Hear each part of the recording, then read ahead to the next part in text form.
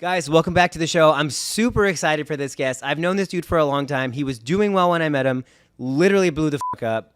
Jad Kantari. Bro, thank you so much for being here. Thank you for having me, man. Bro, It's a pleasure to be on here. One of my favorite things, if not my favorite, is when I meet someone at one point in life, both me and you. Yeah. And you just watch them. You're like, oh, man, they're cooking. They're up to something. And then you connect again, and you're like, damn, you really did it. Super motivational, man. You know, when I see someone else, just like you, you know, I remember you started from your house. Like, we pulled up to your house. Bro.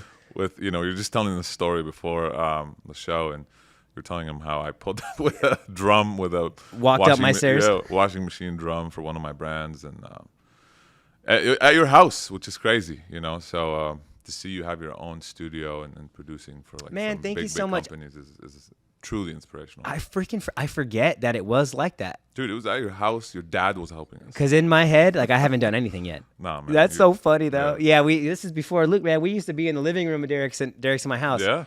Which, yeah, so, bro, anyway. So do I push out reels at what I do? I do. It's just, let me tell you this. When you're trying to produce a video for a client, the hardest thing to do is be like, did we get our shot?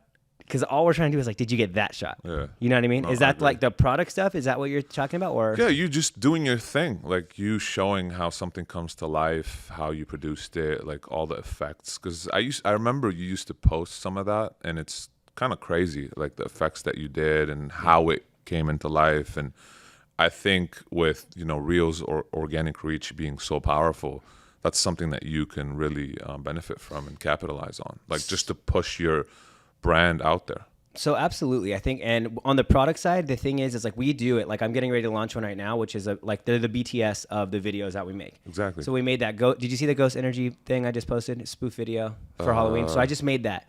We did that specifically so we can make that behind the scenes. Got it. But they're hard to make. Like Really? even the behind the scenes that Luke edited it, and it takes him an hour or two. And then I look at it, and I'm like, I need all these changes. That's another hour. Then I've got to edit the actual video that we put out. Got it. And I'm fucking crazy perfectionist. So Okay. like, it took me probably in total like 6 hours to make that video, because like I comb it with a fine tooth. Like I'm just like, what do I need to change? And then I'm a big believer in the, like, are you buying what I'm selling? As in terms of visuals. Okay. Like the reason why we've been able to make what we've made is because I know what looks good. Hey, the viewer's gonna buy that. Hey, they're not gonna buy that. It looks like shit. Yeah. And there's other people who make really good videos and they do really creative stuff, but I just don't buy it. Like it doesn't look right. Yeah. Does that make sense? I agree. So, but yes, we need to do more of it. Luke, take note. We need to do more of it, bro. We were talking about like products and stuff, and your product. So what's your product right now? So I have multiple, really. I have physical products in the e-com space, which are my brands. Yeah. Home improvement, beauty, clothing, B2B. And then I also have digital stuff, which is, you know, the mentorship that I provide, e-commerce mentorship onto how to create your brand and scale it. Yeah. And the Discord, which technically is another, you know, software. Yeah. And or info product, as well as the spy tool that I'm launching. It's a Facebook ads, TikTok ads as well. Spy tool. So Yeah. you could just watch what other people are doing. Exactly. So it'll basically compile all the ads on. It'll find you winning products, right? It'll compile all winning ads on Facebook, TikTok, and I'm going to introduce Pinterest. It's going to be like a comprehensive all platform spy tool. We're going to introduce. And you created it? Yes. And you like From own scratch. the license and the Everything, software. That's yeah. amazing. AI powered. How long did it take you to make that? It's been about 4 or 5 months now, and we're ready to launch. Like That's this week. legitimately. But what are you most passionate? That's incredible. That's incredible. What are you most passionate about right now? Dude, e-commerce is my thing. Like that is, you know, starting a brand and watching it start from nothing and scale is still the thing that gives me the most thrill in the morning and just like all day.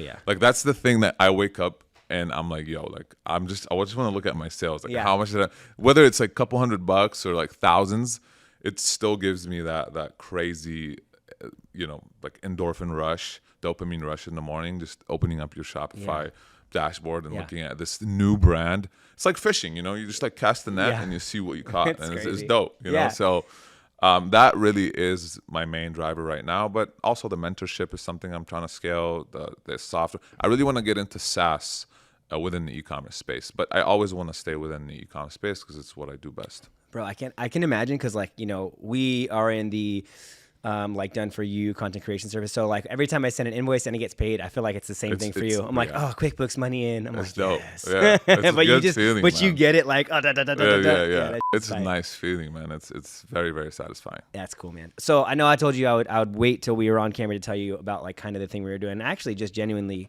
curious what you think of it. So the biggest problems with our industry, right? First thing is creatives suck at business. Videographers suck at business. Oh, yeah. Just because they have no idea. They're focused on the project. They don't know how to talk to clients, hit a deadline, set expectations, put calendar dates. Like all that stuff's bad. So we've got a full team here. Everybody that works with us has a team of 4 to 5. So on the day of, there's about 5. Along the way, you got me on the mindset. I'm also selling and then being like, hey, you can do this. Like guaranteed. Like, because people have been hurt. They've been hurt before, bro. It's like dating. Like, when you're trying to sell someone something big, it's like everyone's been fucking screwed by something. Oh, yeah, for like, sure. badly. And I'm just like, yo, I promise I'm not going to hurt you. Like, I've got a full team here to make sure that you're okay. We will not let you fail. And if you fail for some reason on our side, we're going to make sure that we do it again so you don't fail. Exactly. So we have the mindset and like expectations coach essentially is me. We have Derek, who's our creative director, and he does all the scripting with everyone, start to finish. And then we have Annie, who's our client success manager, who basically takes you on. So like if you were doing it, you'd have her number and she'd be on speed dial. Okay. Hey, what's going on? Hey, oh yeah, we got this. Any question you had, any concern, there's someone there for it all the time. Amazing. So that there's never. But what we're doing right now is 4 months worth of content in one day. So, and when I say that, I mean like if you're not doing anything and then you're going into something, I always suggest twice a week. Oh, absolutely. If you're just bare minimum twice a week. So that's 32 pieces of short form content shot in one day. Crazy. And it's not like this. The podcast is cool too, but it's a different thing. This is all like what we were talking about, like really in-depth tidbits about what you do, quick tips. Yeah. We shoot 32 of those in a day. That person leaves and they're done. And we literally post it on 5 different platforms, YouTube, Facebook, Instagram, TikTok, and LinkedIn. And we do that. So that's 5 posts going out Tuesday, 5 posts going out Thursday. We do that. We post it for them. And we do that for 4 months. Amazing. So that's a $20K package. So it's like $5K a month, and it's really like the starter.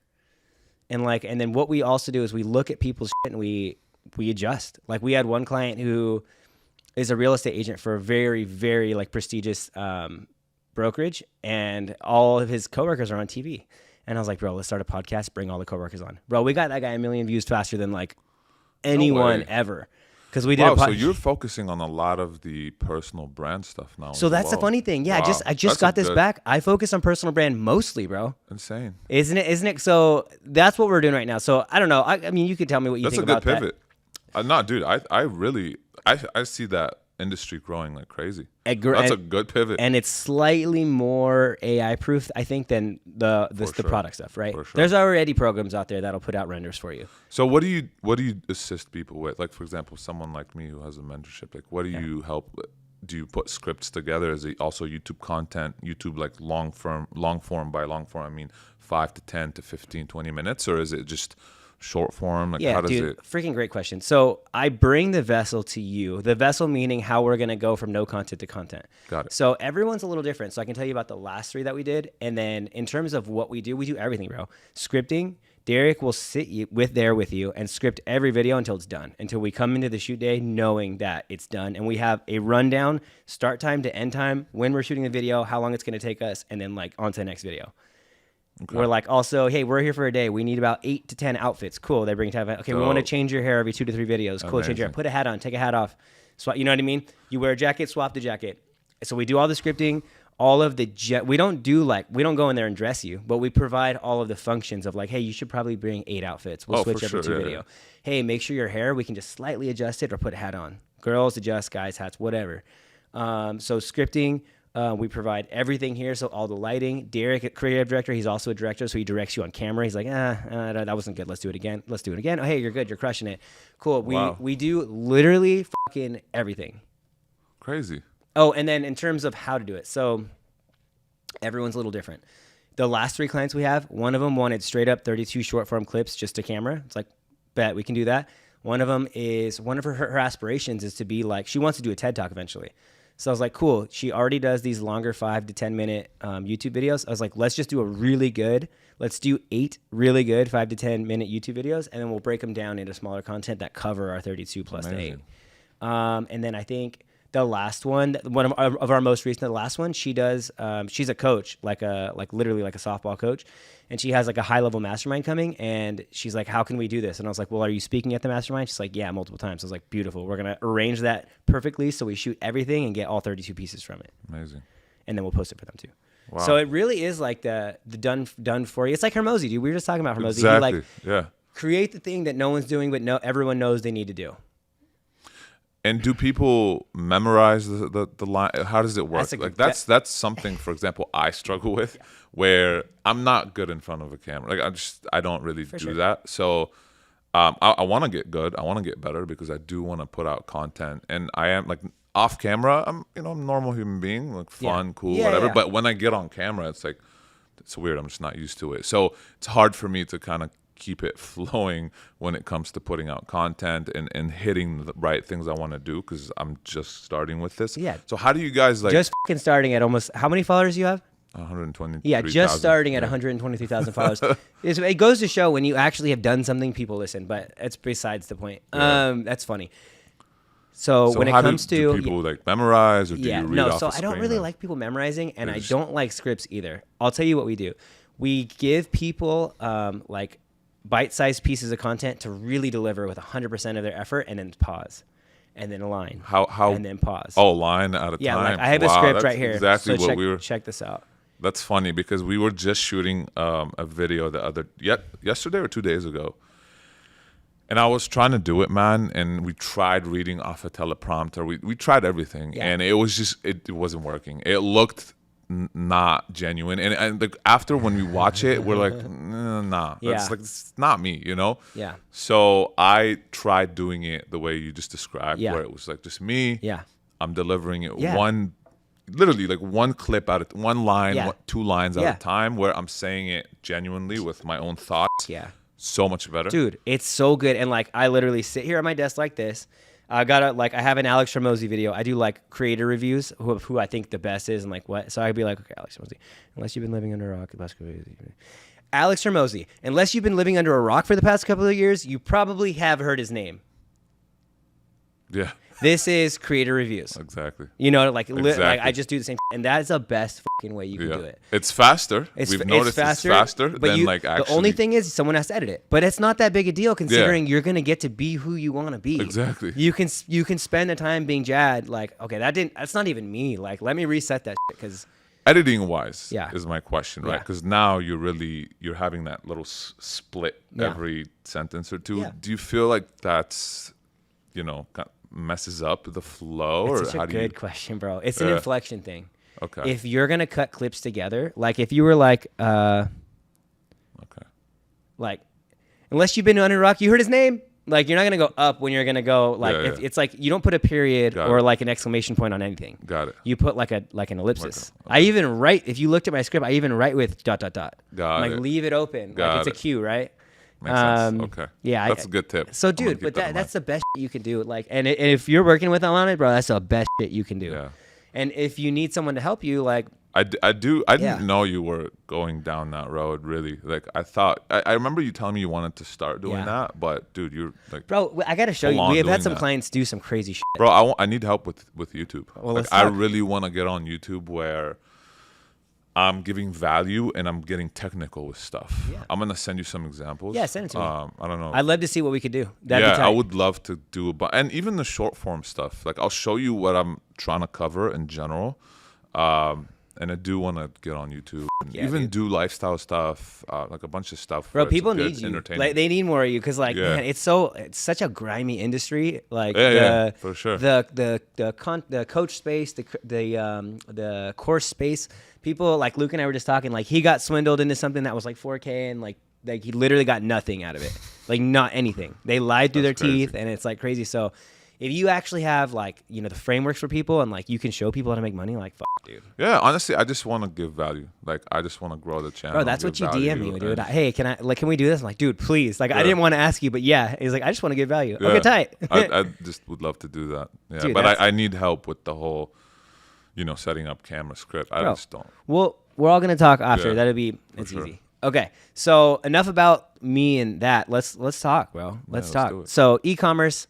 That's like your baby. You love that. You've got some courses. You got some stuff that we've gotten into. But I just want to get into it, bro, because your story, and I've seen the picture like probably 10 times now of you sleeping like on the floor or literally tiny ass room. Yeah. Like that was an OC. Yeah, what was that? Like, what's your story? I know you had it kind of rough. Yeah. But like, what does that mean? So I grew up in Lebanon, Beirut. Left when I was 18. I grew up in a middle to lower class family. You know, we had food on the table, roof over our heads, but I didn't really get to do what I wanted, you know, in terms of like we weren't really out there. Didn't really have, I wouldn't buy clothes every month or anything like that. Yeah. So it was, you know, when it was holidays, we get to go to Zara, which was like, wow, like that's, you know, for sure, going crazy. Seriously. So yeah, I grew up in a middle class family, and then when I was 18, I decided to go to the United States because I was like, you know what, I knew I couldn't really be what I wanted to be in Lebanon. It's just it's a third world country. It's more on the poorer side, so it's harder to really make something out of yourself over there, given, you know, there's no resources and whatever. Yeah. And the country's not really equipped to allow you to do that, given how shaky the situation is there all the time. Meaning what, politics. Though? It's like... Dude, like, for example, payment gateways are banned in Lebanon. Like, you can't get PayPal.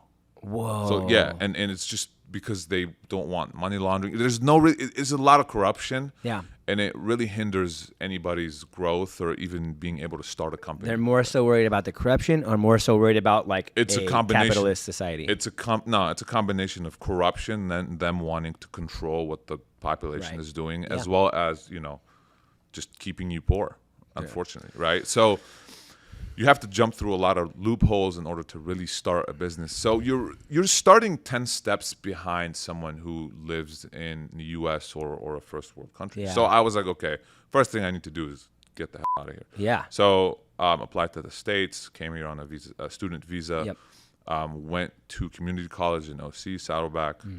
Studying what? I was civil engineering. Okay. Yeah, I was a civil engineer. And why that? Or does it matter? My uncles were all civil engineers, and they were kind of my idols. So I was like, okay, I'm just gonna go into that. That's cool. And one of my uncles actually went to UC Irvine, so he's like, yo, UC Irvine is dope. Even though it's really kind of not, but whatever. No, it's like comparatively, cool like if you don't know, that's but I thought it was wow, like amazing. I want to be in California. Yeah. So I came here and I went to Saddleback and OC for a couple years, and then transferred to USC. Graduated with a civil engineering degree and worked in downtown Los Angeles on one of the highest buildings west of the Mississippi. It's a 60-story building. It's next to the Omni Hotel. I was a project engineer on it for 3 years. Yeah. Throughout that, I was living paycheck to paycheck. Man, I was getting paid like the measly $65K a year, which, you know, in LA is crazy. Bro, you can't live. Yeah, LA is expensive, man. My rent alone, and I had a roommate, was like $1,300, and I could barely make it. Yeah. And it was like one bedroom. It was because difficult. when you think $65K, that's not contractor pay, bro. That's straight up like you're taxed 30%. You're not making anything. Yeah, you're not. Dude, I remember I would get paid like $1,500 my first month, and then like another $1,500 at the end of the month. Yeah. And that first $1,500 went to rent. Like I had no money to eat those 2 weeks. Hurts, it was crazy. It hurts, bro. And I was starting my own e-commerce like journey during that time, so I had to go. Luckily, I had good credit and I had good credit cards on deck. Yeah. So I used that and went $20K into credit card debt because I didn't know what to start your business. Just to start e-commerce, just to test products, to start the business, to really get my feet wet, and slowly, man, found my first winner. That didn't backfire at all, though. Luckily, it didn't, man. I didn't really have a plan I don't think B, it's luckily though. I think that's like there's a lot there. I actually think it's not lucky to be like I'm got this and I'm gonna do this. I don't. To be honest with you, to get a bit deep here, go for it. I don't believe in luck. Yeah, I believe in like God blessing you. 100%. I don't believe in luck. I believe in like whether you're gonna work your ass off or not. Like say you do work your ass off, you're gonna be presented with bad things that are gonna happen to you, bad luck, or good things that are gonna happen. You're gonna get about 50 to 50%. You know, of how you shape the bad things to be good things. Exactly. Like, and Milet says it doesn't happen to you, it happens for you. Yeah, and then like it's really how you react to these things, and you take the blessings and you learn from the downfalls. So For me, I don't really believe in bad luck or good luck. I really just believe in being consistent and showing up, and then eventually what is, destined to happen will happen. So, yeah, man. One question before, because I'm going to ask you about how long that process took. You put 20K on cards, or you had 20K in credit, and you just said, let's ride. Yep. You figured all that living out. paycheck to paycheck. But before that, paycheck to paycheck, was that like painful, or was like... Dude, when I was living in LA, I was living downtown. It wasn't painful, but I couldn't really like if I went to buy clothes, I would be like, damn, like this is expensive. Yeah. Right? Like I couldn't really eat at nice restaurants. Right. Like I had to budget for like a date. Yeah. You know what I mean? Like it sucked. No, dude. You know, like I didn't have any fancy car. It was just very average living. Just living paycheck to paycheck. Yeah. Very like normal. Yeah. I wasn't on the street though. Like, No, for sure. Yeah, for sure. It was normal. Like just eat Chipotle every day. Did you have any moments that were like incredibly painful? Because I think I look back to in my life, I was very similar. Even my upbringing, I didn't have to travel here, so that's hard. But I was middle class, and I didn't really have very much. I did not have anything. I ate every meal I had, but I didn't have very many clothes. Like I took care. People wonder like why I'm so OCD about our equipment and about everything.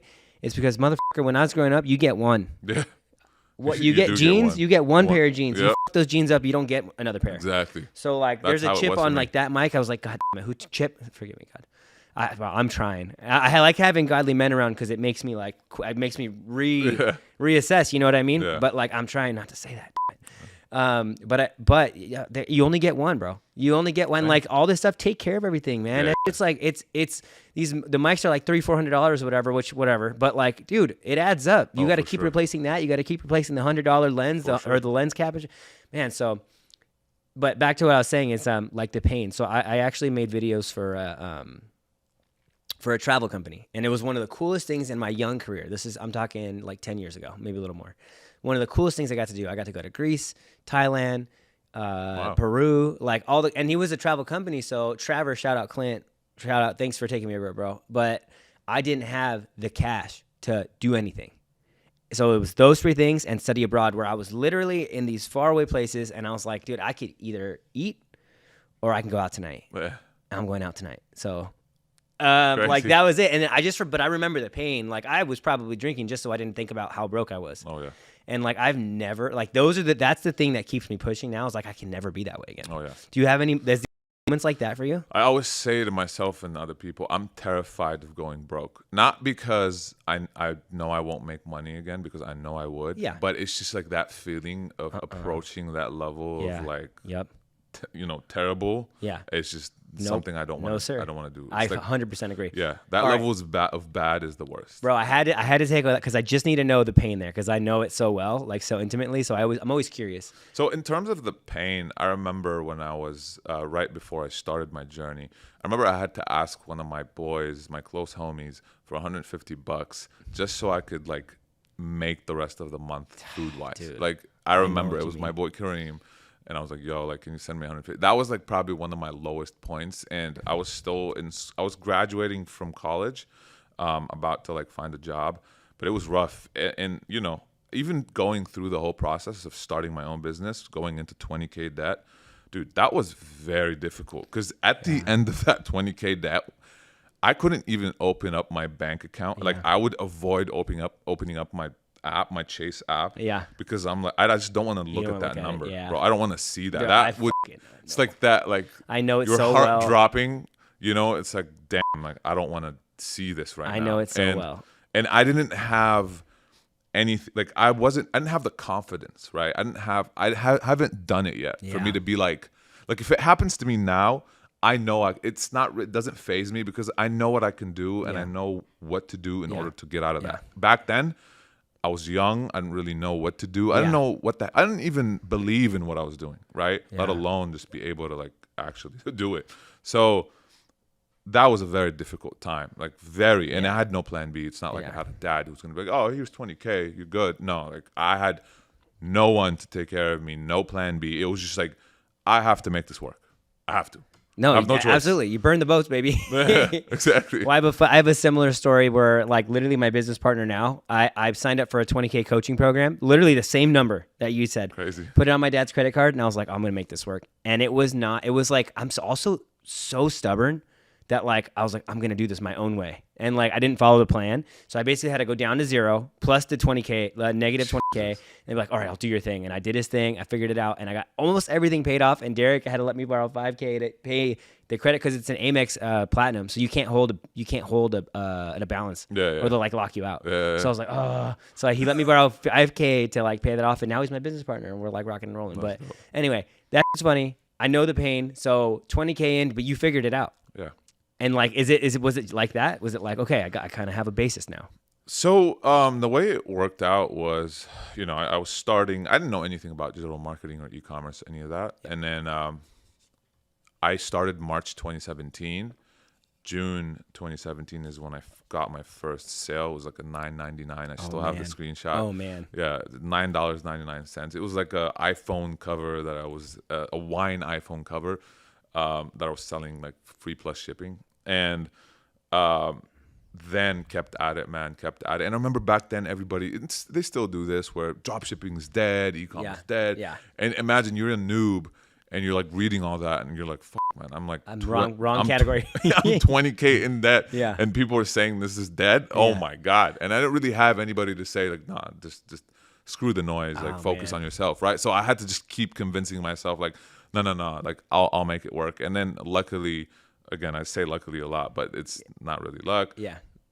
October 2017 is when I first had my first winner, and I hit 6 figures, and it was 120K in 1 month. Let's go. And what product was that?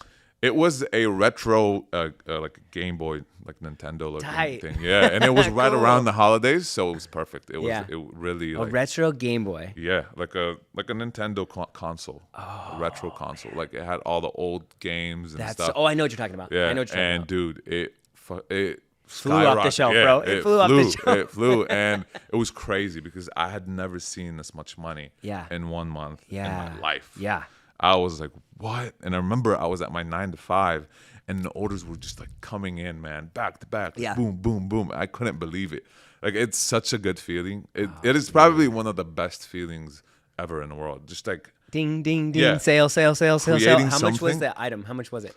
It was around like $59. So just $60 sold, $60 sold, $60 sold. Dude, crazy. That's crazy. It was crazy. Fast forward a few months after that, I started hitting my like first, $500,000 months, $1 million months. And I remember I would wake up at like 6 a.m., 7 a.m., and I would be already at like 25K made for the day. Insane. Dude, it's honestly crazy. Okay, so that, I mean, I feel like that's a pretty good like quick version of your history. Pretty much. You went all in on yourself. It was really hard. You figured it out. You made that first sale. You're like, I'm on to something. And then along the way, you just started making more and more sales. Yep. And it was just like learning. Like, I'll learn this, boom, apply it, learn that. Yep. Trial and error, trying to learn new things, new tricks, new things to apply to the brands. So, from 20K in to this thing to 6 figures, how long did that take? About 7 months. Oh my god. 6 months. 7 months. Crazy, dude. And what about okay, so from start to 7 figures? That was about a year. That was a year. So so 7 months, add another 5 months, and you're basically at about dude. Yeah. And back then we didn't have the same amount of content, courses, people teaching that it was right now. Like dropship, that's 2018. Yeah. Back then it was you had to figure it out. A couple people online kind of sharing. It was mainly Facebook groups. It was Facebook groups where just like people were just asking questions and people answering them, and that was it really. That's all you had to learn from. So okay, questions for you, money questions here, because I think it's just so funny and fascinating. Bro, how much do you make, or like how much have you made? Like where are you at in terms of money? So in terms of revenue generated since I've started, I'm around 35 mil since I've started in about 4.5 years now, 5 years. Dude. Oh my gosh. On a yearly basis, so I kind of have things split up from like e-com brands and non-e-com brands. It's all within the same e-com realm. E-com brands generate anywhere between 500K to 1.2 million a month. Yeah, a month. Okay, that's where we kind of hover. The more we're getting into the EU right now, into Europe, and that's gonna really skyrocket those numbers. Yeah. In terms of non-e-com brands stuff, I'm around. It also fluctuates, but around 500K a month. And that's with the other like coaching programs and the products you're putting out. And Yeah, that spyware thing's probably going to take you pretty far. Yeah, and that is unlimited. Like I just started this like a year ago. Yeah, the things that the most scalable things are products like that. Oh, for sure. Yeah, and you've seen it. Like you sell a product, you can sell a lot. I do services, bro. We're balls deep with every client we work with. We're like, oh god, we have to do so much. Yep. In a good way though. I love watching a client build in terms of views, viewership, business, because of what we're able to do for them. Just I think the same way as you like building, e-commerce from $9.99 to I just made or I made $100,000 this month. Like it's what? that fulfillment. Yeah, it feels good. And then, that goes hand in hand with making money for me. Like if I'm doing well for my clients, we're probably gonna be all right. For sure, man. I feel like making money is like demonized in a way, in a lot of industries where people are like, greedy, like, well, you're focused on money. But I think focusing on money is very important in a healthy way. Yeah. Like really chasing numbers and chasing actually making money while staying, true to your clients, your customers. Yeah. I think there's nothing wrong with that. Yeah, like it's impressive. It's good. It's built in us as absolutely, men. That's absolutely. Providing, so. Well, I don't know about now, but but at least how old are you? I'm 32. I'm 33. So in our generation, it is built into us. I think it'll come back around. I hope. Hopefully. I hope. But the demonizing money is funny because it is like a misinterpretation of at least the Christian Bible. Yeah. That was like, it's harder for a rich man to get into heaven through the needle of, all that stuff. But it's just like, those are just bad interpretations of like, of what it actually means. Yeah. So I think that's where that comes from, bro. That's all generational. Pretty I think we're working away from that though. For sure. Like generally speaking. Hopefully, yeah. I think so. What services do you pay for that provide the most benefit to your business? I see you posting content like, hey, you need these 10 or you need these 5 for, for this thing, for that thing. What are the things that people need right now? Really depends. For example, for e-com, there's a few apps that I really use that I recommend having on your store in order to track P&L, to have reviews, so on and so forth, right? Same with tools that we use outside of Shopify, like spy tools, in order to see what our competitors are doing, content that's being put out there by other brands, winning products that we can capitalize on, those type of things. When it comes to my own personal brand, a few AI like software that we use, such as like voiceovers and whatnot, editing. Yeah. Those are things that we really use right now that I feel like are worth paying for. Are there a couple of like specific apps you'd say go download right now? For the personal brand or for e-commerce? For e-com. Oh, for e-com, Lifetimely is a very good one to track P&L in order to make sure you're making money on a daily basis. Like it'll pull in your ad spend. Yeah. It'll pull in your COGS and all that. Yeah. In terms of product page, you want to have a review app on there. There's plenty. Just any generic one will do. Upsell apps, we use Aftersell or OCU. And that's for the review? Upsell apps are for post-purchase upsells. So when someone goes through your funnel, you present them with another offer. Yes, got it. Buy one, get one, whatever, right? So those are very important. Those are currency converters or another one when we're expanding onto different expanding I didn't even think about that. Exactly, expanding onto different markets. Those are the few that we use right now that it's a must. You need those on your store. Okay, that makes perfect sense. So to wrap that part up, people, anything that can just track your main like points of business. P&L, COGS, for people who don't know what COGS are, these guys, not Cost me. Of goods. Yeah, thank you so much. I don't know what it is. I got you. Yeah. I'm a service provider, dog. All right, super cool. Now, a really interesting aspect of your business is like you got Amazon. Anyone go to Amazon, buy whatever the they want. How do you feel? Like, how do you remain relevant when you have stuff like that? When you're like, okay, I'm trying to sell online, this giant corporation selling online. How do you stay competitive? How do you feel about that? Impulse buying is really our savior when it comes to that. Meaning, you're sitting on everybody's sitting on Instagram all day. Social media, right? It's just what it is. That's where the world is headed.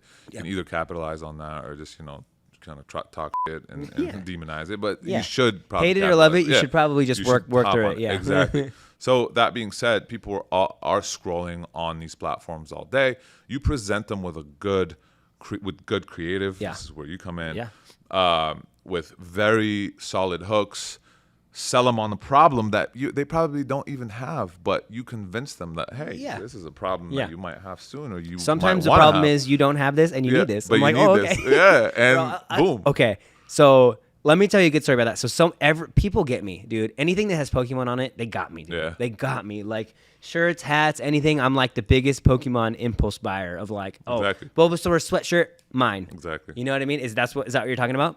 Exactly. Bro, create the problem they don't even know they need. And dude, they see that, they go on the page is looking good, branded, price makes sense, good offer, they're buying. Yeah. They're buying because you've already sold them. You know, like the pitch, I always say this, your pitch is your creative. Yeah. That's where 95% of the sale happens.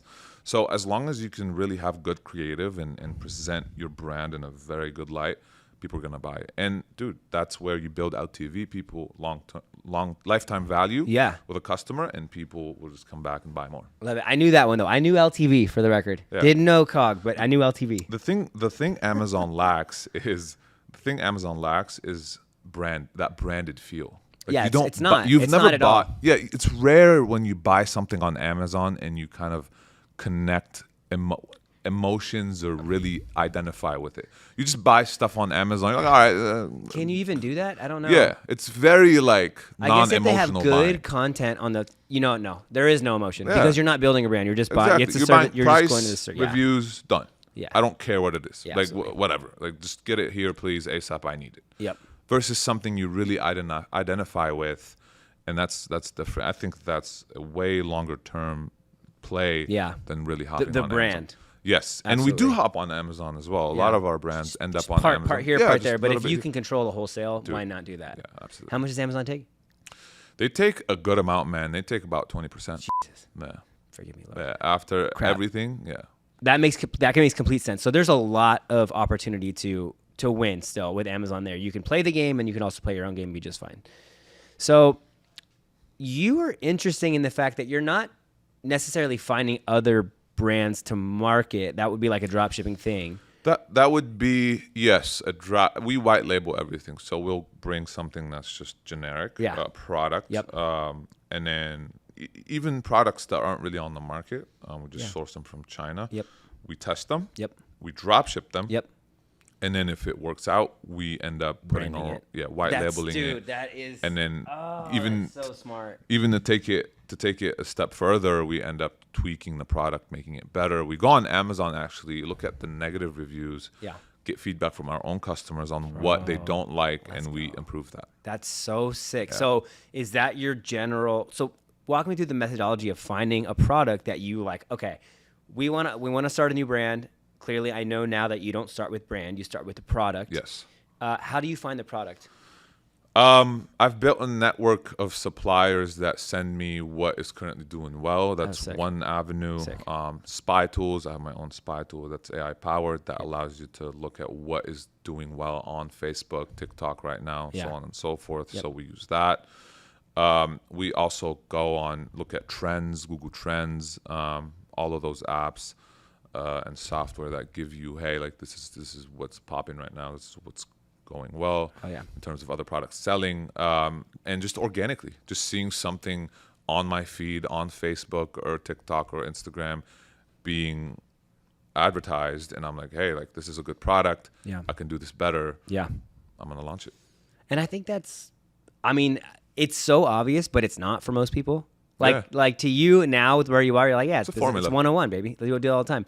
But like, it's really like not that obvious. When people start businesses, they're like, I don't know what to do. I think this is good. Let's see. So the best way to start a business, and I think this goes to everything, even outside of e-com, is you want to see what's already working. Yeah. You don't want to ever reinvent the wheel. No, like you're too small to reinvent the wheel in the beginning. You're too broke, unfortunately, right? Unless you are funded or you have rich parents or whatever, you are just not powerful enough or knowledgeable enough to, start something from scratch. Yeah. Now, you can. It's very hard. What you want to do is ride the wave then really make the wave, because making a wave is very difficult. Yeah. So what you want to do is take something that's doing well. It's already, someone already went through the hassle of proving it. It's that there's a market fit. Exactly. Yeah. It's proven. The formula is there. You copy it, not word for word. You copy it just from a, higher level. Sure. And then you improve on it. Absolutely. You put a better offer. Yeah. Better creative. Yeah. Better angle, better audience, better everything. Yeah. And you just, go Dude, from there. That's tight. Do you watch any TV right now, or are you pretty like busy?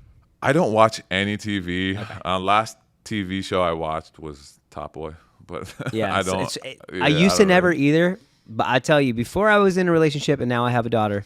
When you're in a relationship, yeah, TV that gets introduced. Dude, yeah, sure. I was just, I was gonna say, yeah. I watched Super Pumped, which is like the Uber story. Okay. And it was pretty dope. But he basically, I love stuff like that. Yeah, he took but it's like cinematic and it's a show, not like a documentary. Amazing. I do like a good documentary too, but this is Joseph Gordon-Levitt plays the Uber founder, and yeah, they just look at the market and they're like, hey, it's just funny to watch the whole thing, which the taxi industry was working. He's like, well, we have technology now, and they just like put the two together, and it was insane. Amazing. And there's a lot of craziness though. That guy, if that is an accurate depiction of his story, that guy's crazy. Yeah.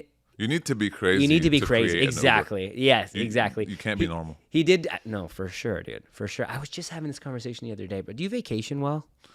I do. You you do it okay? I do. I vacation very well. But I also work. That's a what lot I was gonna during, see. I was gonna just ask you. Like when I vacation, I go crazy. Yeah. Like my vacations are always like 6 figures yeah, plus. Yeah. But I'm working 24/7. Yeah. See, I don't like on the way here. I'm working. Yeah. Like I'm in the bathroom. I'm doing something. Like yeah.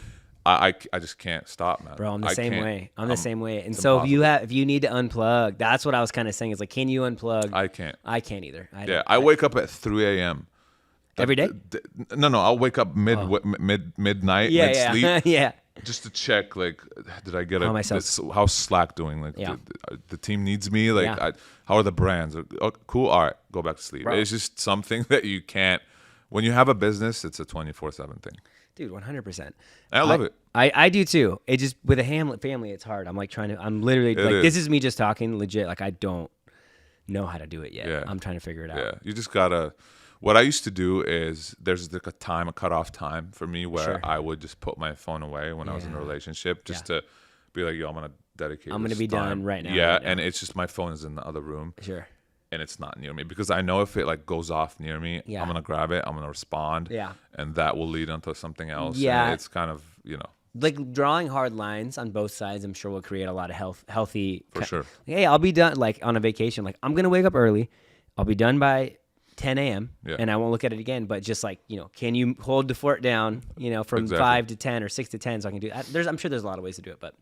That's cool, man. But yeah, I have a tough time unplugging on vacation. Yeah. That's funny, bro. I'll be trying to lounge on a beach chair, and I'm like, I can't do this. Yeah, I can't. I have to be working, man. I have to. And if you're on the beach chair, you're probably working. But I get fulfillment from it. I really enjoy. Like, I almost enjoy working more than vacationing. As crazy as that sounds. It doesn't sound crazy. I'm the same way. Yeah. Bro, I just had this fucking conversation. I'm like, yo, I do not vacation. Yeah. It's not that I don't like it. I like to be in other places, but I like to be somewhere beautiful doing what I'm doing.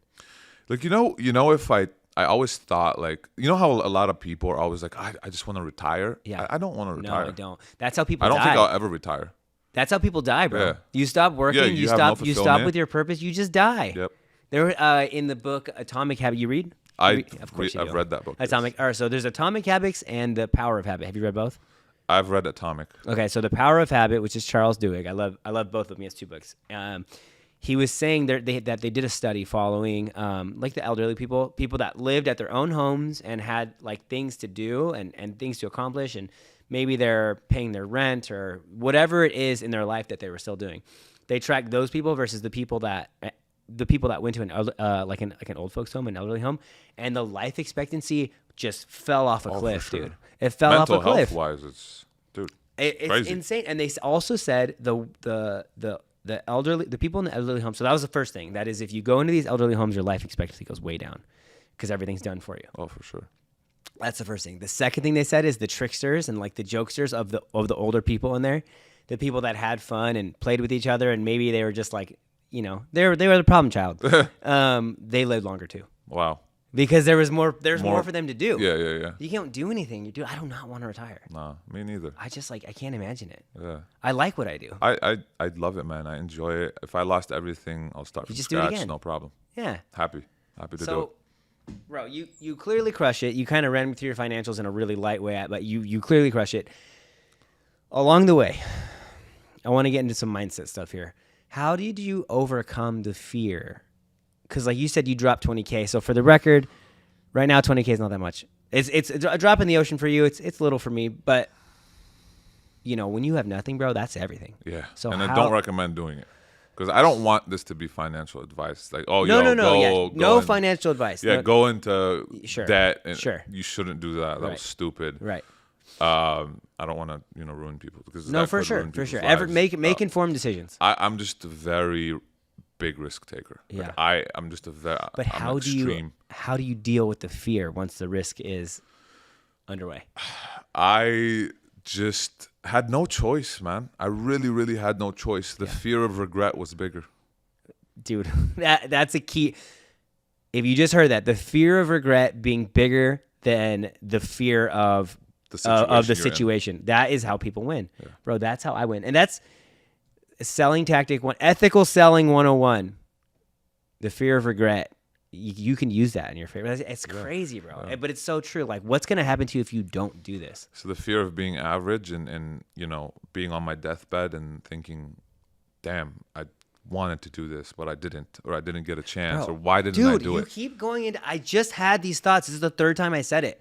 So, like, that retroactive looking back on, like, that is terrifying. That's Just like a really granular, like a small example that I was just talking about it this morning is, I know you hit the gym. You're a big dude, big in a good way. Have you ever done like a race, like a Spartan race or any of that stuff? I have not, but I do want to start doing those things because I know it'll like challenge me. Yeah, in a different way. Yeah, it's so cool. Rather than just going to the gym and picking up heavy stuff and putting it down, I do want to go down that route. Yeah. So I've done a few. I've done a few Spartan races. There's this other one called Deca Fit, Deca Mile. I was doing Deca Fit, training for it lightly. I stayed relatively in shape, so I don't really have to worry. I'm not like, oh, I'm doing this race, I'm gonna die. But it's really hard. It's like your lungs are burning. You're laying on the ground. It's timed, so it's like a 20-minute thing, or 15 or 14 or 12 if you're amazing. I was gonna say, I'm gonna get my last practice run. I'm gonna get 16. I got 16 minutes. Wow. Which you got to see what it is, and you can kind of make your own decision. An expert time is like 12. Wow, 12 minutes. That's crazy. And it's just this loop, or in this case was a straight line. But it was hot that day, and I walked up and I saw people sweating and like dying by the middle. There's like an assault bike, and I was like, no, like I don't want to die by that time. Like I die at the end. And it made me play so safe that I never truly like died. But I never really got into it, and I got a really bad time. And I was like, at the end of the race, all this to say, I promise this is going somewhere. I know where this is going. All this to say, at the end of the race, I was so upset because I was like, bro, I didn't even give it my all. Exactly. Like that's the worst. I should have just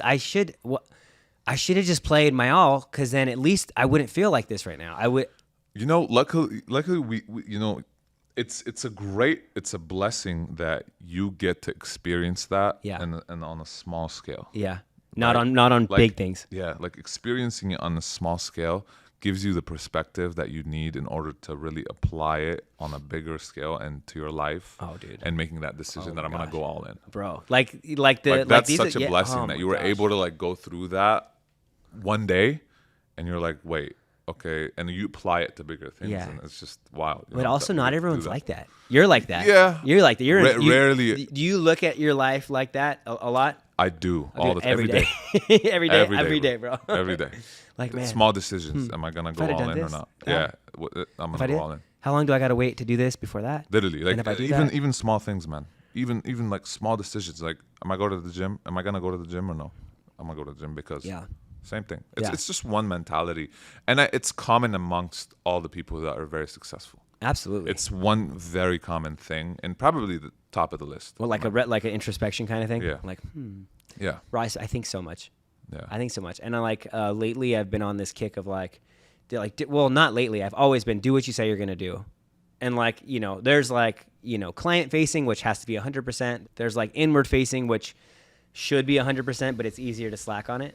Like last night, I wanted to finish the behind the scenes for that video I was telling you about. And I was like, it's on my list. Like, I got to do it. And I felt it. And I was like, I got to do it. I needed my business partner to do it, but he was shooting something. And I was like, we got to do it. We got to do it. I didn't do it. And I went home and like it ate at me the rest of the night. Yeah. I was like, I said I was going to do it and I didn't fucking do it.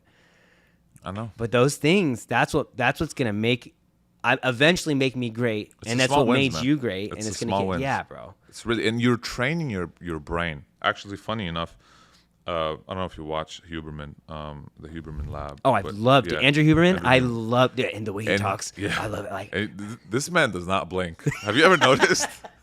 No. Bro, this dude doesn't blink. Really? For like a good 2 minutes. I had to time it. Hey, this is how you don't blink. You consume your beta-alanine with your water. Yeah. 10 ounces of water in the morning. He does not. You got to watch it next time. Just pay attention. And if you look at the comments, people are like, yo, why are you not blinking? It's crazy. It's funny. Why isn't he blinking? I don't know, man. I really want to ask him that question. Okay, that's funny. That's so funny. And it's hard for me to focus on what he's saying because it's already somewhat complex. Well, now I'm not going to be able to focus. And now I'm like waiting for him to just blink.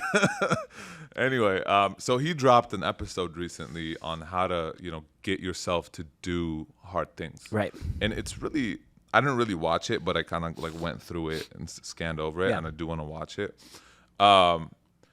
And for me, what has been the best thing to do is to force yourself and train yourself to do these things, even if it's like this small thing that you have to do during the day. Yeah. Like train your muscle and your brain and your willpower. Yep. Right. And eventually, like for you yesterday, you would have just like done it, and then it would have didn't, like that. You were having some type of what do they call it? What's the word?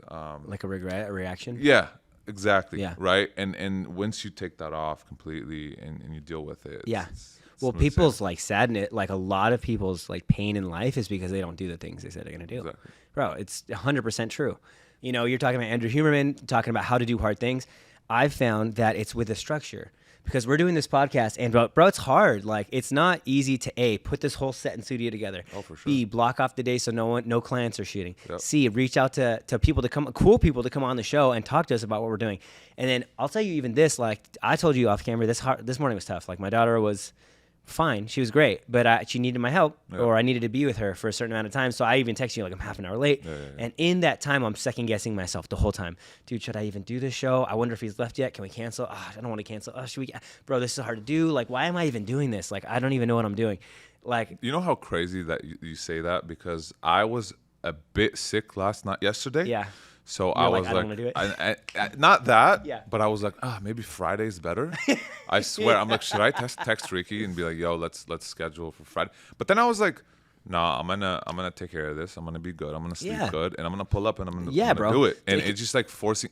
You know how many times I wake up, how many days I wake up, and I really don't want to do it. Bro. And I get this question all the time. Every day? Like, how do you stay motivated? Every day? How do you stay motivated? And almost every day, rarely, I would say once a week, 1 day a week, I wake up and I feel like a machine, like a savage, and I just like, destroy everything. Yeah.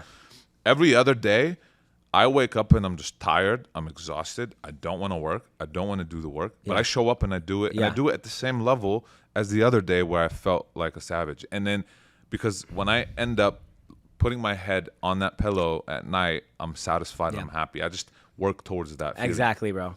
Exactly. And the two things that I tell myself, well, so the one thing there is structure. Put it in the calendar. Make sure other people are counting on you. Exactly. Because that's going to help you stay accountable. Oh, yeah. You're counting on me to be here. Luke's got to be here. He's counting on me to be here. And then I count on me to be here. So structures, make it in your day so you have to do it. And B, when you don't feel like doing it, tell yourself this, I'm not always going to feel this way. Exactly.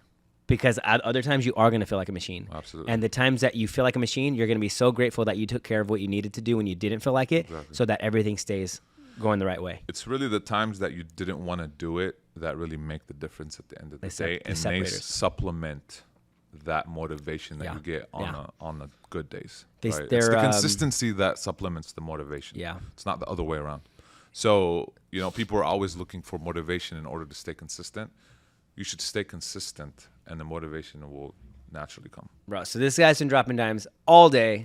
Make sure you listen to the whole thing. So I think we got into a lot of mindset, a lot of a strategy. So a couple fun questions. How much money do you need to make a year to be comfortable for your lifestyle? I would say about 50K a month. 50K a month. Yeah, that's what is like that a the year? minimum. It's five at 600K, about 600. Okay, that you make that much and you're gonna be all right. That's minimum. So- That's me like living, like being able to cover my overhead because I have houses and whatever. And How many? I also take care of my family, right? Yeah. Oh, see, I send that's money to my mom, boy, my that's family, businesses. Of course you do. All that. It's the right thing to do. Yeah, all that I have to just So 50K a month. what's your favorite thing that you bought for yourself that you like really like? You like, I love this. This is my thing. Dude, I'm not really. I love cars. I was gonna say because I see your I see your Instagram, I love your cars. reels, So and I've seen your cars. It would be so cars. which one? Yeah, it would be. I'm actually getting a Rolls-Royce Cullinan right now, the SUV truck, and that's gonna. So preemptively, that's my favorite. Preemptively, that's your favorite. That's my. When it's your favorite. And what you I've have? driven it. I've driven it in Lebanon and in Dubai. Okay. So it's my favorite. Okay. Question. By far, Okay. like, Follow up question to that. Then I have my last one. What's the difference on driving a car like a Rolls Royce and driving like a Honda? Dude, I know obviously it's different. Yeah, luxury, blah yeah. blah. Like that goes without saying. It's the feeling. It's the feeling. And I don't really drive. I never leave my house. Funny enough, like I don't drive. I don't leave my house. Yeah. I'm a homebody. Like Yeah. I work from home too, so I barely drive. But it's that feeling of satisfaction and you reaching that goal. Yeah. And being able to be like, it's like I wanted it and I got it. Yeah. And nobody can take that away from you. Yeah. Nobody. It's like a proof, reminder to yourself. Exactly. It's proof of your success. It's proof of your work. Got it. Right? Yeah. Yeah, that's really that. Complete. So when you open that door and you've got that premium that leather and luxury, a perfect handle steering wheel, the respect you get also. Dude, that's the respect you get. Bro, I'm daydreaming about it right now. When I'm looking down, I'm like, oh, what would it be like? Yeah, it's the treatment, the respect. Because it's hard. It's scarcity. Yeah, and people love scarcity, and it's just. So, but there's no like technical differences in terms of feeling and steering. And stuff like that? The feeling in the Rolls Royce, you feel like you're floating. Oh, you can't. That's what I was asking. Insane. Yeah, it's an insane. Like even your feet, they're sitting on a cloud. On a cloud, pretty much. Everything inside. It's a completely different feeling, but I do prefer the feeling that you get. From within, which is I accomplished this. Personal reminder. I did this. This is the fruit of my labor. Absolutely, bro. Yeah. And last fun question: what's your favorite clothing brand?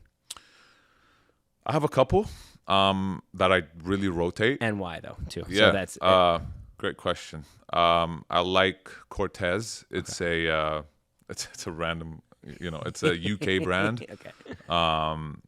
I just love the feeling behind it. I love how street it is, and it's like I listen to a lot of UK rap. Yeah, and that's like all I listen Interesting. to. I listen to a lot of. I grew up listening to UK rap in Lebanon, and then I stopped for a long time, and then I started again like when I was like 29, 30. Yeah, and I've been listening to a lot since. So, and Cortez associates with Dave, Central C, a lot of those UK rappers up and coming. That's one of them. Mad Happy is another one. Mad Happy is very good quality, man. Okay. Heavy. I love heavy t-shirts. Yeah. I love those probably the heaviest t-shirt I've ever worn. Yeah. And it just feels good. Yeah. The garments are really nice. Yeah. Another one is Represent Clothing.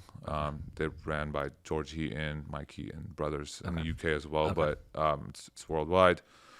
Those are the ones I like. Daniel Patrick also. A lot of that's a local brand here. Bro. Yeah. I'm honestly just thinking about headlines for this, like how to millionaire mindset, $1 million mindset. Like I was like, what are we gonna call this one? But bro, I'm like the clothes, the fucking cart, but everything, bro. I'm pumped. Yeah. I'm pumped. This is a great good. episode, It's such a good episode. It's really nice for me, man, to get to just talk to you about this stuff because I'm curious. We're trying to figure out our business too. So, dude, I honestly love how natural it was. Yeah. Just flowing. By far the best podcast I've been on. I'm not just saying this. No, yeah. I'm really not just saying this. It's from the heart. Easy, cool, fun. I had a blast. Yeah. Typically, it's kind of feels like work a little bit. this felt like we were just catching up. Well, we got to do it again, bro. Yes. Dude, thank you so much for being on the show. I really, really appreciate it. It's a pleasure. All 5 of my listeners are going to appreciate it too. No, I'm just kidding. It's just the beginning. It's just the beginning, bro. When we look back on this, bro, it'll be. Yeah, this is a statement to the camera right here. Hey. We're gonna look back at this day and we're gonna really celebrate the growth, man. You made it, bro. How far do you want to go? How far do you want to go? Like, you've made it. How far do you want to go? I don't really have funny enough, I don't really have a goal. I just want to keep going. You want to keep playing the game. Yeah, whatever God wants, I'm gonna keep going, I love bro. It. Whatever God wants. He's a good man too. This is a good man right here. So thank you guys for watching, man. Thank you for being on the show. Dude, thank you for having me. Until next time when we laugh about how much progress we made. Yes, sir. Thank you, Ricky.